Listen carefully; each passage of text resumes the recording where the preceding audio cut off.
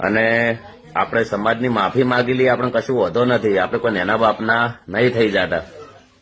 એક બીજું પણ દડ થાય તો જે ઘર ધણી છે, જેના ઘેર લગ્ન હતા એ વ્યક્તિ થાય, નાત બહાર જાય તો કોઈને નાત બહાર કાઢવા જવા માટે મિટિંગ કરવાની જરૂર નથી, કોઈના કણ દડ લેવા જવાની જરૂર નથી. તમે બધા ભેળા થો, કોઈ બી સારા નિર્ણય લો વ્યવસ્થિત રીતે, તો બંધારણનું પાલન પણ ખૂબ આગળ જાય. પહેલા તો બધાને જય બાબા રે. એક રિક્વેસ્ટ છે, એક રજૂઆત છે અને મારા વિચાર છે. આ એક સલાહ નથી. તો કહેવા માંગુ છું કે ગેનીબેન એમ કહે છે કે ડીજે બિલકુલ વગાડવાનું નથી. અલ્પેજી સાહેબનું કહેવું એવું છે કે ઘરે ડીજે વગાડો. તો કોઈને નાત બહાર કાઢવા જવા માટે મિટિંગ કરવાની જરૂર નથી, કોઈના કણ દડ લેવા જવાની જરૂર નથી. તમે બધા ભેળા થો, કોઈ બી સારા નિર્ણય લો વ્યવસ્થિત રીતે, તો બંધારણનું પાલન પણ ખૂબ આગળ જાય અને આવું બધું ના થાય. ચંડીસરમાં પણ લાઈવ પ્રોગ્રામ થયો છે, તમને બધાને ખબર જ છે. તો એ ટાઈપનું એક સારું આયોજન કરો તો બંધારણનું ખૂબ પાલન થાય.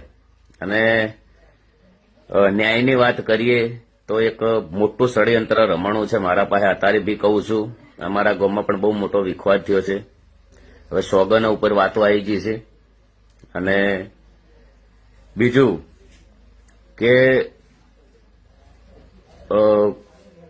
સાહેબનું કહેવું એવું છે કે ડીજે વગાડો, બેન કે ડીજે મત વગાડો. તો એક સમાજમાં પણ બહુ સમાજને શું કરવું એ પણ નિર્ણય નથી. અથવા એક દિલથી મારા વિચાર પ્રમાણે રજૂઆત છે કે ડીજેમાં 5-6 હજાર ખર્ચો થતો હોય તો 15,000 રૂપિયા લંકાવાળા પણ લેતા હોય છે. એના વિશે કોઈક વિચારો. આપણે નિયમો એના માટે કરેલા છે, બંધારણ એના માટે કરેલું છે કે ખર્ચા ઓછા કરવા માટે. તો ડીજે કરતા ખર્ચો પણ એના પણ અંદર વધી જાય છે.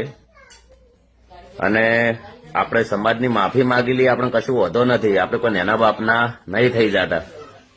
એક બીજું પણ દડ થાય તો જે ઘર ધણી છે, જેના ઘેર લગ્ન હતા એ વ્યક્તિ થાય, નાત બહાર જાય અને એ વ્યક્તિને નાત બહાર મૂકવો જોઈએ. કદાચ એ વ્યક્તિ દડ ના હાલે, નિર્ણય એ છે. એમને પૂછવામાં બી આવવું જોઈએ. અથવા ચલો કે પેલા પાર્ટી કંથી દડ લીધો 1,51,000 રૂપિયા માનીએ છીએ, તો ને કલાકારો આયા એમના કંથી કોઈ નહીં. તો અમારો તો કલાકારનો ધંધો છે, ગમે તે જગ્યાએ જઈએ, ઓલરેડી કાયમ બી પ્રોગ્રામ અમારા ચાલુ હોય છે. તો હું તો એમના તો પૈસાથી ગયેલો છું ગાવા માટે, અને હું તો તમે બોલાવો તો તમારા તો બી આવું.